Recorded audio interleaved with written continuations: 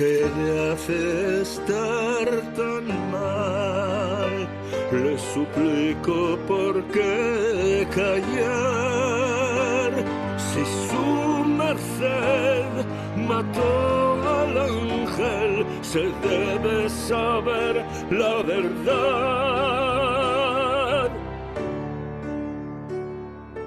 Yo pensé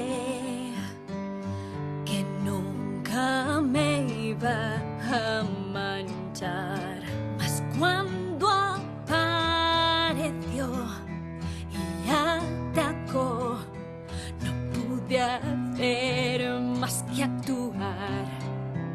Y si sale a la